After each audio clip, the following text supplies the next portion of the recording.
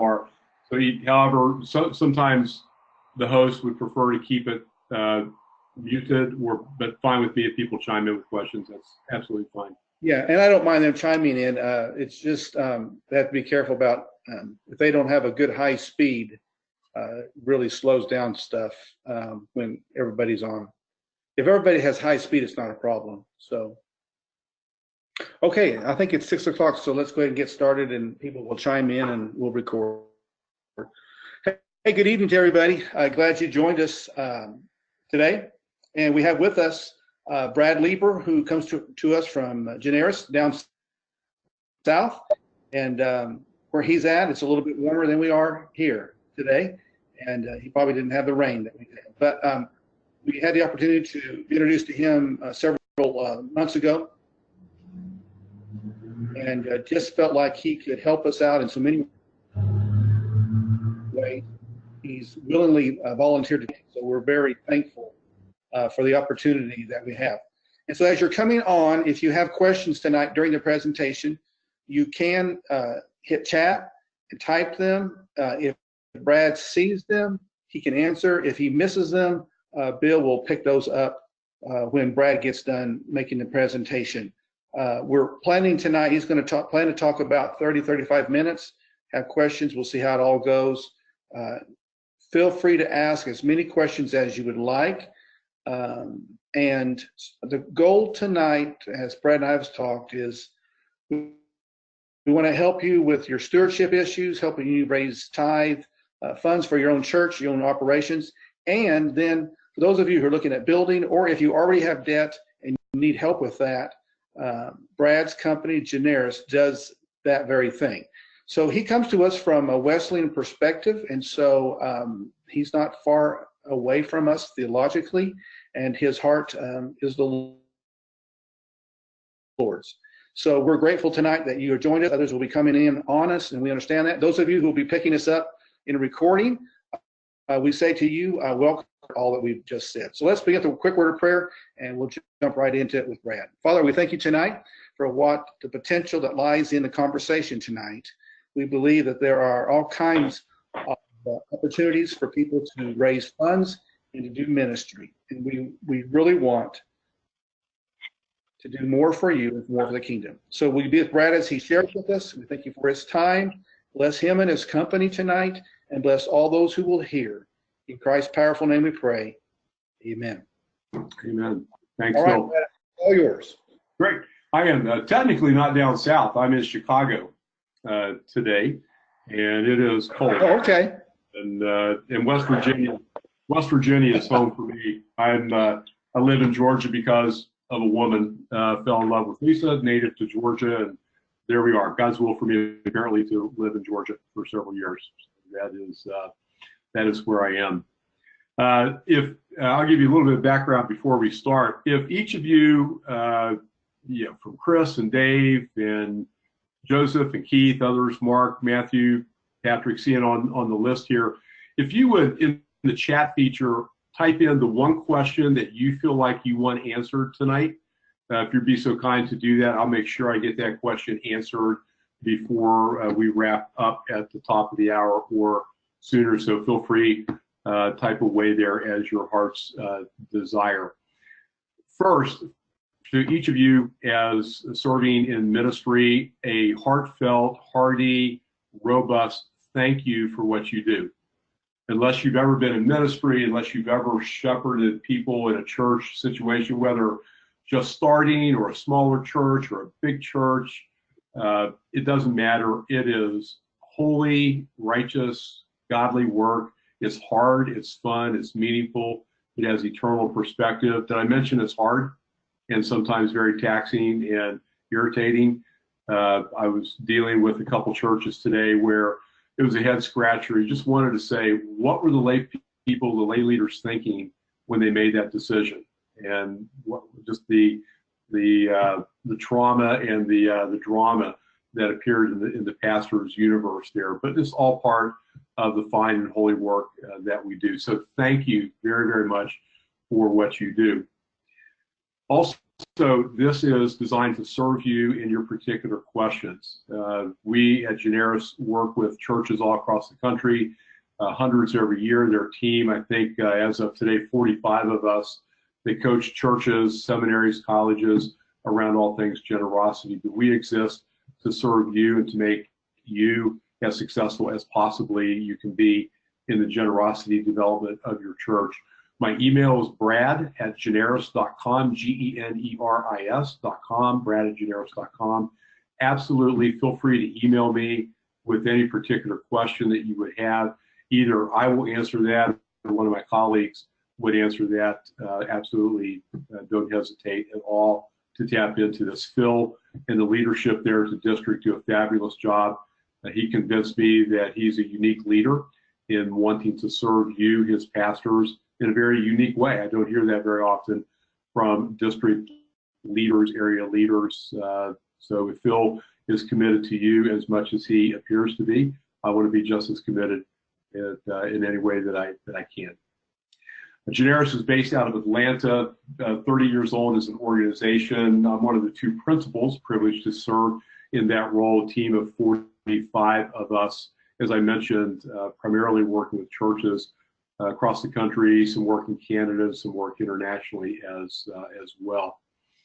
The mission of Generis is to accelerate generosity toward God-inspired vision, and we are pretty passionate about that, whether that be through a capital campaign, whether that be through growing general giving without a capital campaign, or simply to retire debt or to figure out how to maintain giving or grow giving, any number of shapes and sizes that comes into play. And be, again, happy to serve you in your particular situation. As Phil mentioned, I have spent time in the Wesleyan tradition, 12 Stone Church in the Atlanta, have the privilege to serve on the staff team there. And I was with another Wesleyan church today for most of the day. So this has been a good Wesleyan and Wesleyan tradition day on that. All right, let's dive in. The encouragement here is, how do you as a pastor appropriately cultivate and grow generosity in your church? How do you do that while honoring your convictions about how to do that as a pastor? How do you do that in honoring the DNA of the church? How do you do that without feeling like you're doing something inappropriate? Perhaps if you're like me in my ministry training, the number of hours I had in training and education about how to normalize stewardship and generosity in a church, I can count on 0 fingers. 0 amount of time in how do you do that as a pastor. There's some things that we pick up through tradition, things we pick up through watching others, but generally we are left to our own devices about how to do that. What I'd like to do tonight is to offer you some encouragement and some initial pathways to grow your giving. This will both be primarily applied to how to grow your general giving, but we'll also look at how to do or how to position yourself for a potential campaign in accruing capital dollars to do a project. Let's talk about how to grow generous people. There are 2 reasons that generosity matters in your church. One is on a heart level, and the other is on an organizational level. From a heart level, stewardship and generosity matters because it's a primarily faith cultivator for spiritual formation, for taking steps and growing in our faith. If a person or a couple understands biblical generosity and understands all that is involved in that, and God owns it all, that we return back to the Lord, that we live in light of eternity, that we live counterculturally, particularly with our possessions. If a person embraces that, it is a fabulous catalyst towards spiritual formation. It's how we grow in our faith. If we can master our finances, we can master or we can grow significantly in our spiritual formation. Finances, it's a way we keep score in life. It's a way that we understand, derive meaning, assign value. It represents heart. It represents heart treasure in how we handle faith and finances. So on the first level, why it matters is that normalizing stewardship and generosity in your church will radically grow the spiritual maturity in your people like nothing else. That's part of my own story of moving from what effectively was a greedy person into a life of generosity progression in all that. The second reason why generosity matters is that you have to fund your mission. Last I checked, it takes financial resources to do what you need to do. The old adage is you're paying to keep the lights on and all those cliches that come along with it. But there's a simple reality that mission does require financial resources. At times, that is the general giving within a church context. At other times, it's a special season where we need to gather dollars for a particular project. And those dollars can be gathered if framed in a way that is informative, inspirational, and equipping the heart of each individual Christ follower. One of my colleagues is leading a funding initiative right now of about $120 million. And all these funding initiatives down to even $100,000 or just starting a church as a church planter and everything in between. Dollars can be raised. You can fund your ministry. How do we know how to navigate that? We'll cover some of those concepts here as we go. Generally, I find in working with pastors across the country and looking at church giving data on a daily basis, I find that many pastors, because they don't really know what to do or are not confident in knowing what to do, they land in what I would call the default church position. And that is running the rhythm of a regular church ministry every Sunday, every weekend. There is an offering, whether that's a basket passed around or a box in the back, or however your church tradition does that in your particular congregation. But if you really run church the way that most would typically run church, you will get some revenue. There will be a handful of people that will faithfully give. Generally, a church mission tends to shrink down to the amount of money that it has. We find that in the default church position, there's the vision of a church. Wow, this is what we think God wants us to do. This is our building. We want to pay some staff. We want to hire some staff. We need to retire debt. Here's the vision. Here's the need. But here's our current financial reality. It's here. It's much easier to shrink the vision and to live in light of that church default position than it is to work diligently to raise the giving levels to match that vision. It's very easy for some of your board members to look at your budget and say, "Hey, we got to peel off some money here. We got to live within our means here." That's very easy to do. It's a little more challenging to raise the income floor to match that mission ceiling. We think that there are some ways that you can raise that to match the mission. You don't have to shrink the vision and the mission to live in that default church position. The pastor is in charge of leading that generosity culture. There's a difference between the fiduciary responsibility that the board may have of are we have checks and balances, are we spending money appropriately, are we living within our budget. That's one role that the board typically has, but generally the board's not going to champion developing the pastoral generosity culture. That lands with you in your pastoral role. Stewardship is not a business office or a treasurer function. It is a pastoral function. The business office or the treasurer undergirds that with appropriate systems and accountability, but the vision casting and the pastoral care is purely a pastoral function. Some pastors get a little freaked out when it comes to the stewardship. Is that appropriate? Is it fair to know what people give? Is that a right thing to do? I would believe that it very much is. People entrust you with the care of their souls. They tell you when they have affairs. You walk with them through illnesses, through issues with family, kids. They're inviting you into the very depths of their lives. And why would we not interact or engage with the heart and finances? Is very much a pastoral function at its core.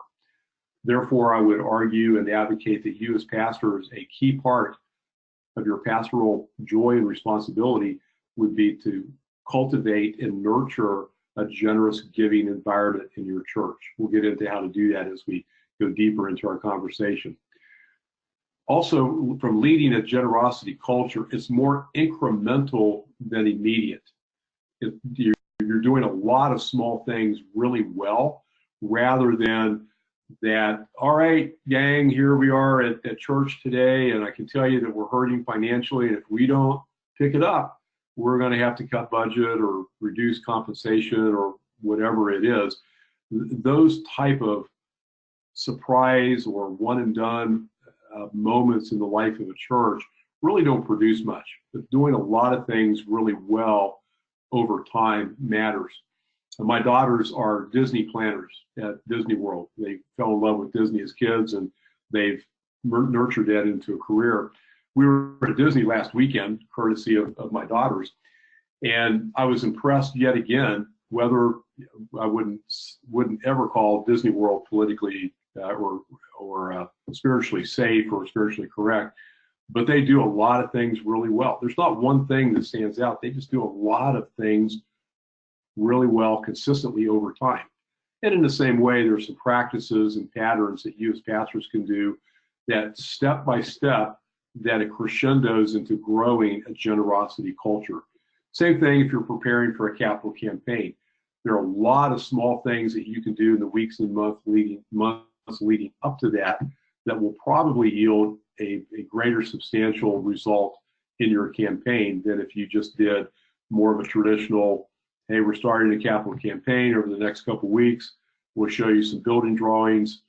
Let's rally around here and make this happen. Much harder to do capital campaigns today in 2019 than it was even 5 years ago, and certainly 10 years ago. But here's why you as pastors should be motivated and interested in crafting the giving environment in your church. Number one, it really is a shepherding function. Jesus said, where your treasure is, there your heart is. If we ignore the treasure conversation, we allow the heart to wander into places that would be less spiritually healthy than if we were normalizing the treasure and the faith conversation. Read an article this week that indicated that we as Christians often lose our way and forget. We're a forgetful people. If we're not reminded pastorally of stewardship, we will indeed lose our way, and culture will begin to chip away at that, and then we're left in a less than desirable stewardship position. So number one, it is a shepherd function. Number two, it funds ministry. I'd rather have more funds for ministry than less funds for ministry. I've lived in both worlds. It's a lot easier to do ministry when you are abundantly funded.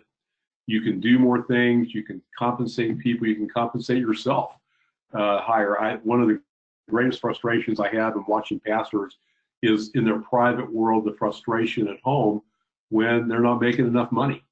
And it creates marriage pressure, it creates kid pressure. It really detracts from ministry. If you're not compensating your church staff or yourself well, it will erode in either way. Either way, it funds ministry in a way that allows you the freedom to achieve what God's called you to do with greater freedom and with greater success.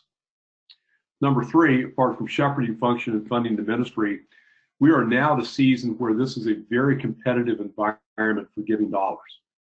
We have global missions, we have colleges and seminaries, we have friends in ministry that are raising support, we have Young Life, local camps.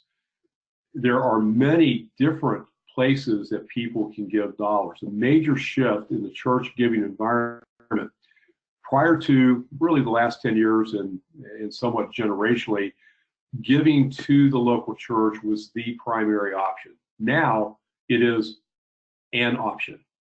It's not the option, it is one option among many. I was in a conversation 2 weeks ago with a gentleman who was expressing to his pastor and to his board, a couple of board members there.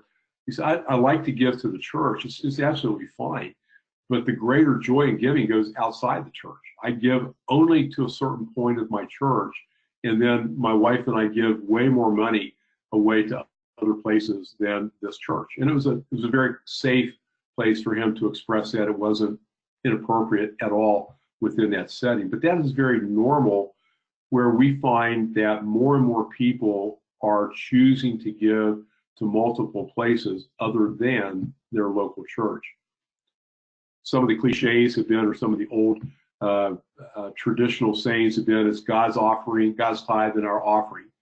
As we look at the church giving data every day, it is highly unlikely that more than 10% of your givers in your churches give from a traditional tithe sense, which would be defined as 10% of gross household income to the local church. If we want to vet that out, we can look at your giving data, no charge to you. We can do some analysis of that, and you can see your own giving data. We'll help you work through what does your giving data tell you. It is a competitive environment. People give money to a lot of places. What we need to do is to articulate an argument of what biblical stewardship is paramount to healthy spiritual growth, and then add the argument of, and giving to your church is the priority destination of your giving dollars. We think it should be. Generally, you in pastoral ministry leadership behave that way yourselves. You tend to automatically assume that everybody else thinks that way or should behave that way. It is absolutely not the case 9 times out of 10. Shepherd function, funds ministry, a competitive environment, and people strangely are very grateful when you speak to them about their finances. There's very little said about finances other than from a financial investor or what we read in a paper or what we learned as kids. There's a void out there. So what does God really think about faith and finances? How do I live? How do I prioritize my living? How do I live in light of eternity, but still as a citizen of the earth? How do heaven and earth match there? There's a huge void in people understanding stewardship, faith, and finances. You as pastors get to speak into that void and model and teach about how faith and finances intersect. Therefore, people are very, very grateful when you can coach them up and teach them up and lead them in the right way. Conversely, without you speaking and normalizing that in your church context, there's a vacuum that is created. That vacuum is going to be filled with something.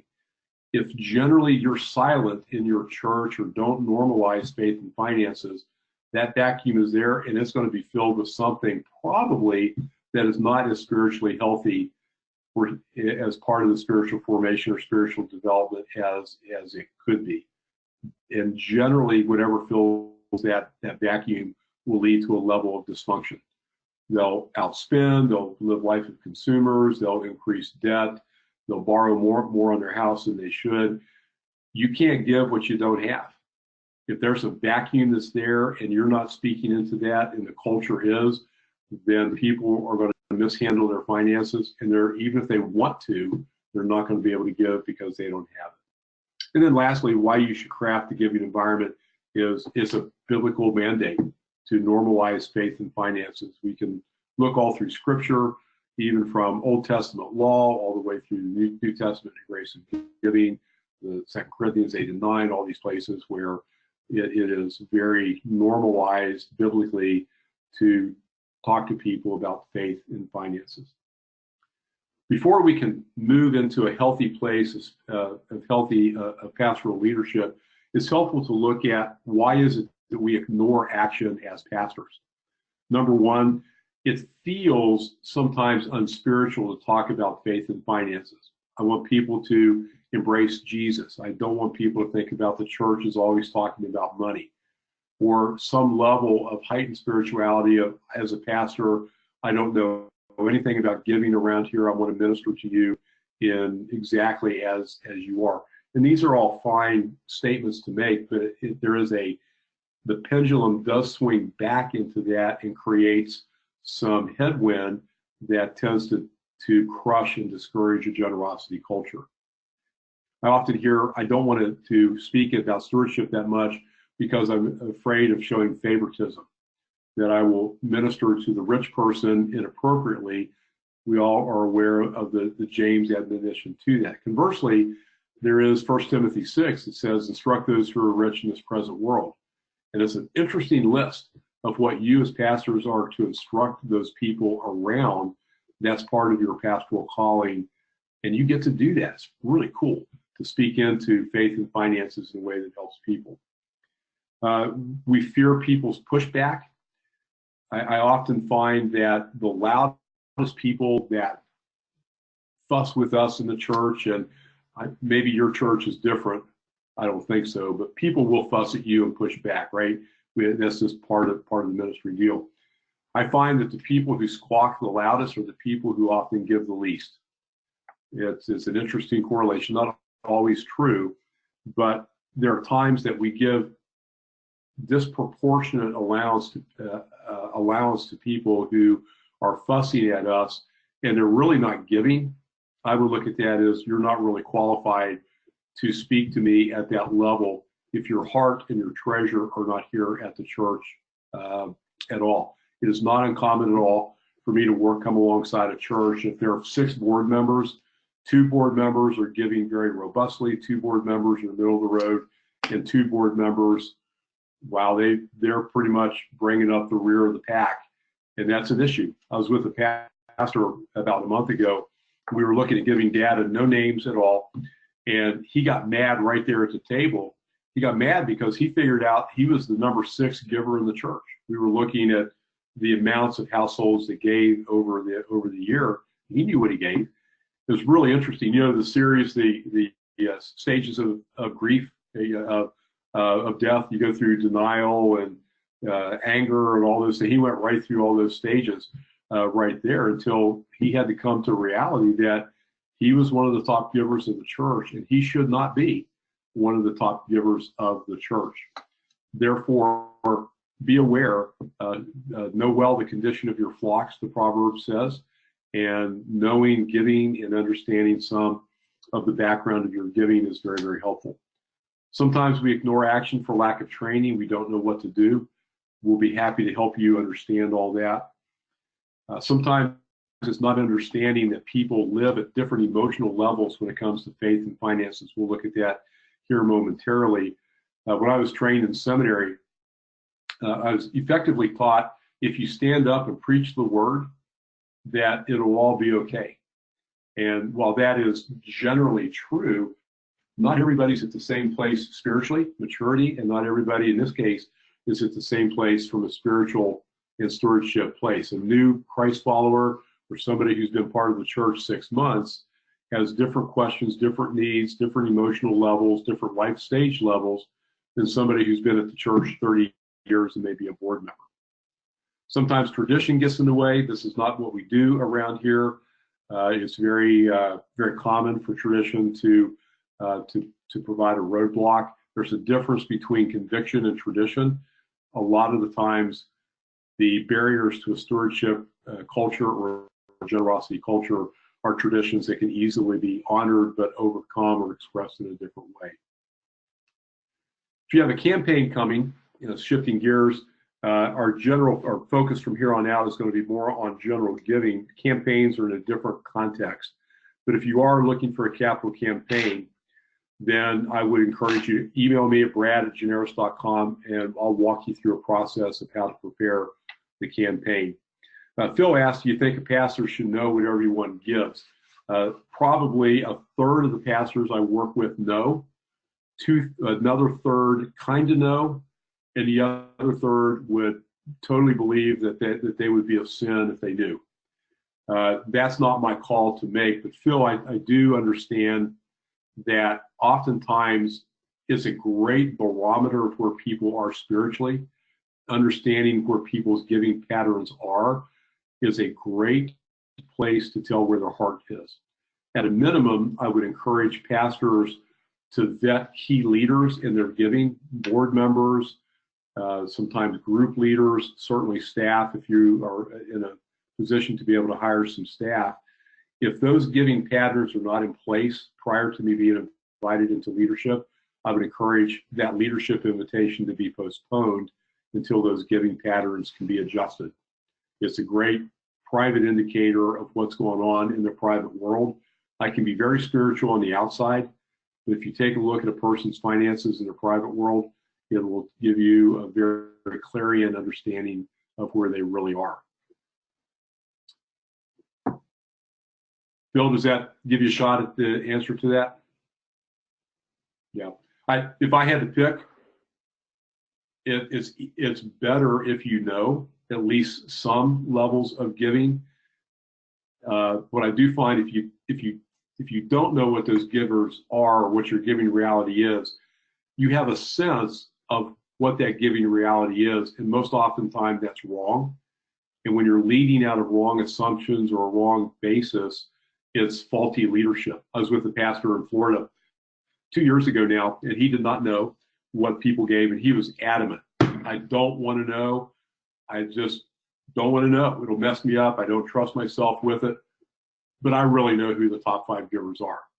Oh, really, said his colleague on staff who knew the giving details because he was in the treasury or the finance side of the church. He said, go ahead, name the 5. 1, 2, 3, 4, 5. And the pastor had this big smile on his face because he knew he nailed it.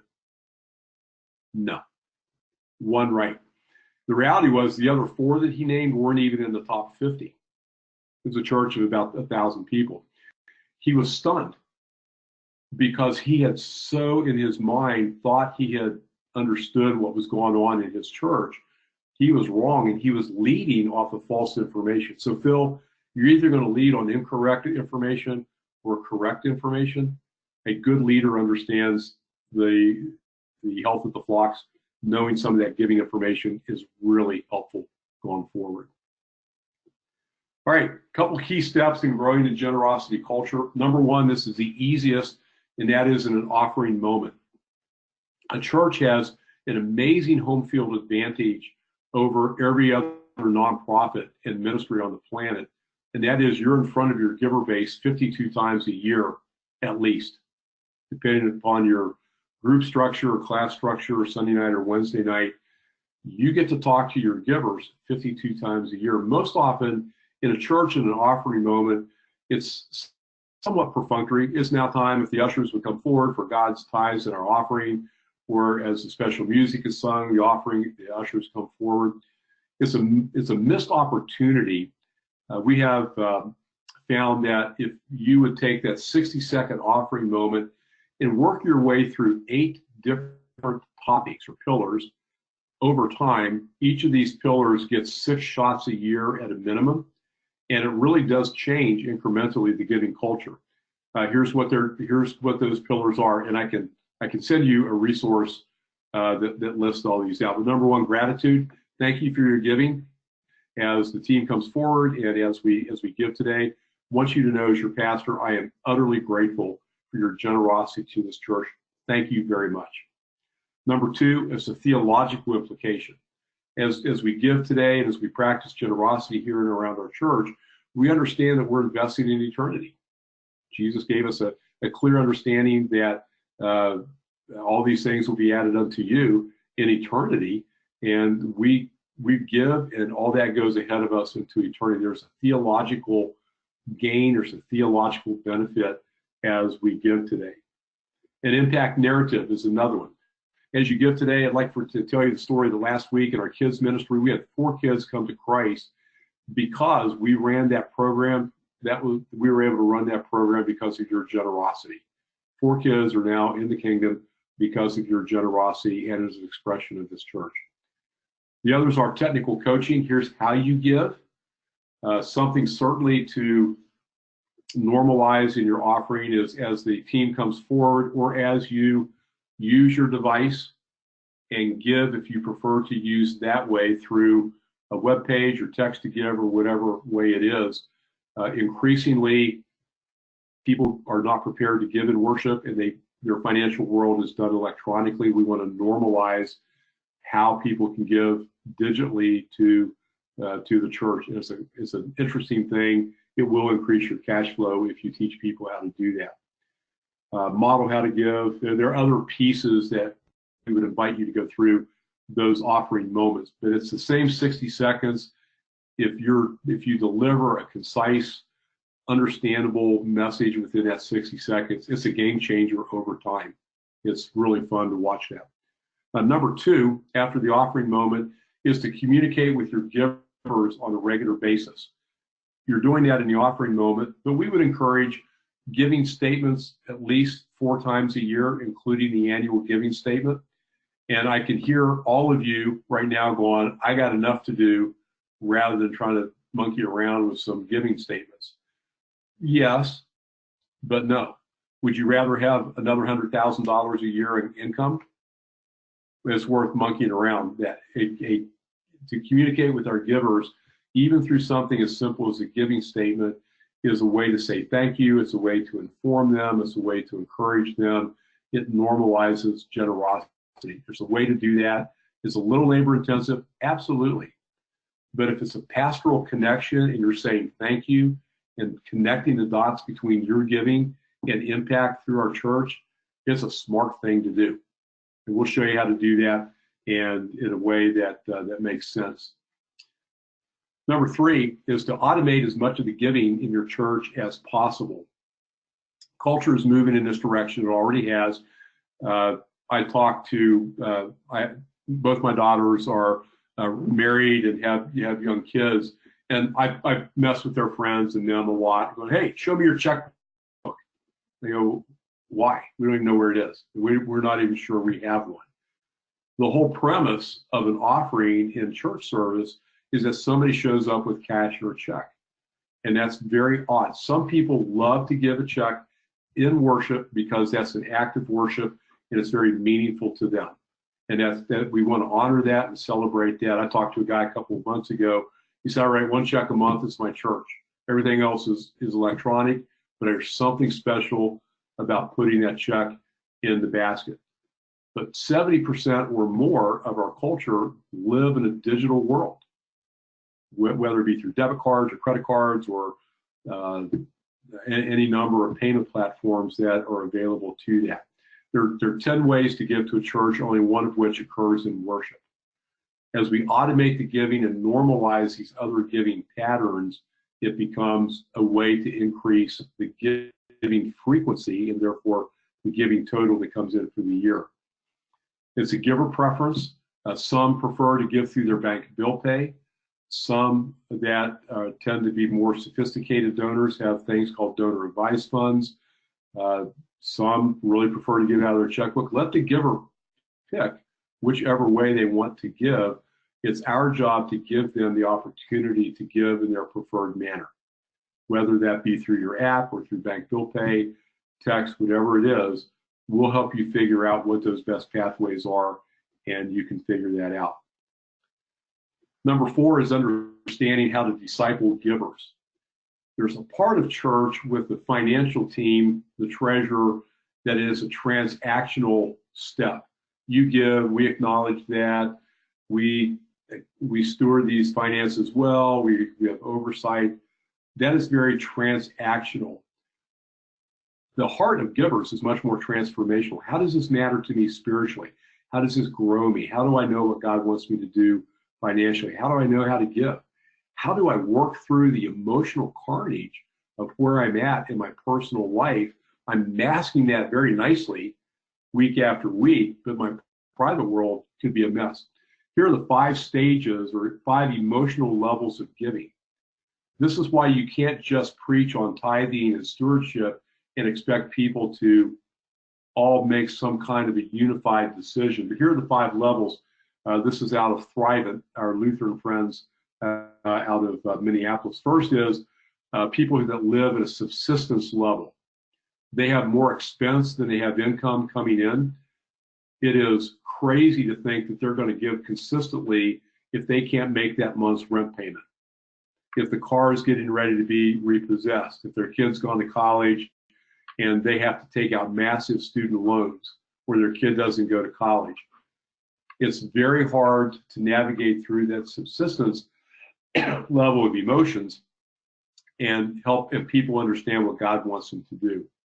Secondly, is struggling. Better than subsistence, struggling is that I got just enough coming in each month to pay the bills, but Lord help me if I got a transmission that goes out or the air conditioner goes out.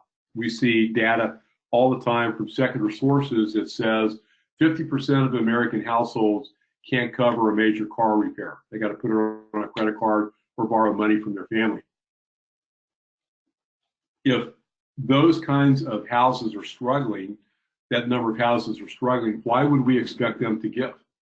They're not going to do it. They want to maybe, but they can't get through the emotional barrier of money to to make that happen. When we look at church giving data, and again, I'd be very happy for myself or one of my colleagues to do an analysis for you. It is almost always the case, whether you're a church of, I've done it for churches of 24,000, I just did it last week for a church of 200, it's almost always the same percentages. Half of the people in your church give nothing or effectively next to nothing. Another 20% gives something like $3,000 annually, and the rest will give somewhere around $4,000 a year and up. It's the 80-20 rule. 20% of the people provide 80% of the numbers. And this is very common, and I dare you to have us check your data to validate that in your church. But subsistence people, struggling people, this is half of our culture. No matter where you are in a part of the country, the data strongly suggests that half of your people are not healthy financially and therefore are highly unlikely to give without pastoral intervention. Subsistence, struggling, stable, this means they have some positive cash flow. They got more coming in, they have some savings. You know what it's like to live when you have savings? Isn't there the different, wow, I can absorb that new air conditioning unit that just blew up. We'll be okay. That's all right. When a capital campaign comes around, I can have, because I have some margin and I have some stability in my finances, I'm able to give. If I'm doing a campaign and I'm not addressing the subsistence or the struggling levels, you're not going to get much campaign engagement at all. Subsistence, struggling, stable, secure, that means you got way more money than you will ever have need to spend. I'm very secure in that. And then there's the surplus crowd. This is about 4 to 6% of many giving church communities that for whatever reason, God has gifted financially and they have great capacity to give. And this is where the Nazarene schools and seminary and all these places, they found these people. It's very easy to find who these people are, and they will be, and they'll be identified and found on that. Chris, good question there. Is this analysis something that should be approved by the boards before initiating? Sure. We can absolutely give information around that that would give them confidence and safety that this is an okay and appropriate thing to do. And Phil, you can vet all that out and you can give the okay as much as you want. We absolutely want to honor your processes and leadership as we do this. The subsistence, struggling, stable, secure, and surplus, understanding that people are at different stages spiritually and emotionally informs us of how we work with our constituency. I work with a Wesleyan church today. We're doing a capital campaign, several $1 million worth of capital campaign. The vast majority of the funds will come from people that will be talked to and engaged outside of the worship service. They do a great job of reaching people. 30% of their givers are healthy, robust givers. We're going to have a unique conversation with that group and a different conversation with the other 70 that really aren't giving to the church at all. The premise of a capital campaign is giving to this capital campaign is above and beyond your regular tithing or giving, right? If 70% of your congregation is neither tithing or giving at a regular level, they check out when it comes to capital campaign time. You're not talking to me. We know how to navigate that around your capital campaign, but understanding that people live at different emotional, spiritual levels is a key part to discipling givers. Celebrate new givers. This is something that is a lost art. When people give for the first time, it is very appropriate to drop a thank you letter. It's a pastoral connection, and here's why. When somebody gives to your church for the first time, what they're effectively doing is declaring for you that they have a new depth of relationship with the church. They're raising their hand and saying, I'm buying into this outfit. I'm willing to invest my treasure and my heart through this gift. It's a pastoral moment. To not acknowledge that can be a missed moment, which is why out of every 10 first-time gifts that you get, probably 4 at most 5 will give a second gift. We can change that.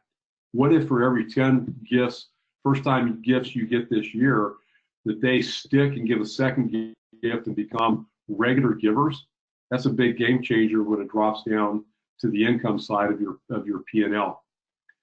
Simple note that would say, Dear Brad and Lisa, thank you for being part of First Nazarene. I understand from our treasurer that you gave your very first recorded gift to our church. Although I'm not aware of the amount of the gift, I am highly appreciative of your graciousness. Thank you for being part of the church. I love being your pastor, Pastor Phil. It's labor intensive to write the note, absolutely, but I can tell you it's golden in terms of a pastoral connection. It's transformative. It invites them into a new level of pastoral care and connection with you and the church, and it means that they're far more likely to stick in their giving patterns from there. Therefore, acknowledging first-time givers, even if you don't know the amount, which is absolutely fine, that's a key thing. Lastly, or next to the last thing, know your data. There are three parts about data. Getting it, what does it mean and what do you do about it? Most of the time, you don't even know how to get to the data. It's in there, you get some reports, you might even look at average giving per week per attendee or some other more traditional metrics, but it's not really informative from a stewardship and a discipleship standpoint. Again, we can help you look at your data and understand what that means. You got to get it first, and then what does it mean, and what do you do about it? Lastly, build the narrative. We are people of stories. A lot of giving and stewardship is more caught than taught. Watching, hearing people live out their faith, how they give. It's less about going through the mechanics of tithing or giving, and it's much more about the joy of giving and watching people to do that.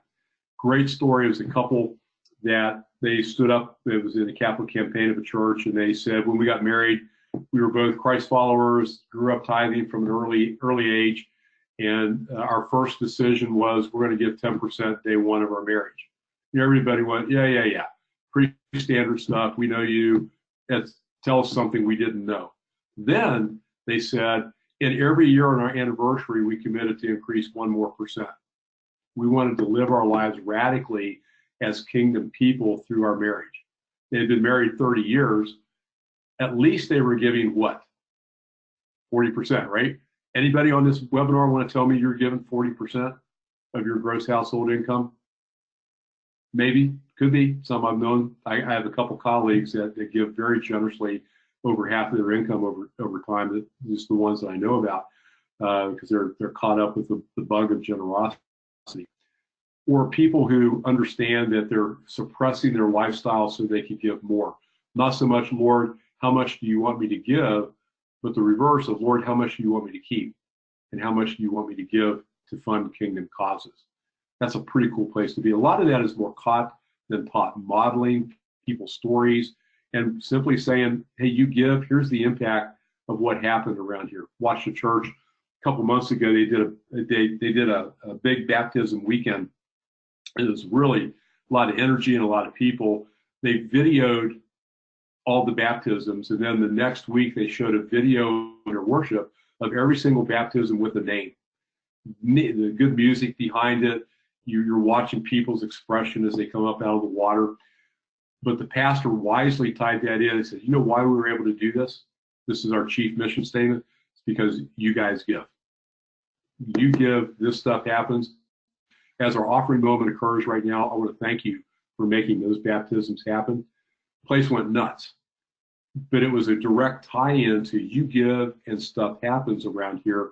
We don't wait for some kind of committee annual report. We don't wait for some kind of treasurer report or accounting function. We are people of story and people of impact, which is where most of the best fundraising goes. As people tell stories and demonstrate impact, that's where people's hearts tend to go, instead of just, hey, you ought to give to your church and trust us, this is going to be good. All right, wrapping it up, next steps. Feel free to give me a call, email me, brad@generis.com. Either I will answer you or one of my colleagues will, and we'll help you walk through that. Phil, I'll send you slides for this, some notes for this that we can post up at generis.com. generis.com, generis.com. There is there are a lot of resources there that you can download. Dave, excellent comment here. Congregation of 80 full-time givers. 10% try to give, 10% have little give. Believe it's a heart of their people to give when they sense God is the ultimate priority. Gather from the treasurer's report. Should we be considered the anomaly? I'd like to look at the data and make sure that your treasurer is interpreting that correctly. There are different ways of what's a full-time giver. Is that you might have meant full tithe giver? I would like to know how your treasurer vetted that. But if those are your numbers, yep, you're an anomaly, and you should probably be on the cover of Christianity Today and write a book about how to do that. We'll hire you here, Dave, and come on to Generis, and we'll hire you, and you can help us understand how to do that.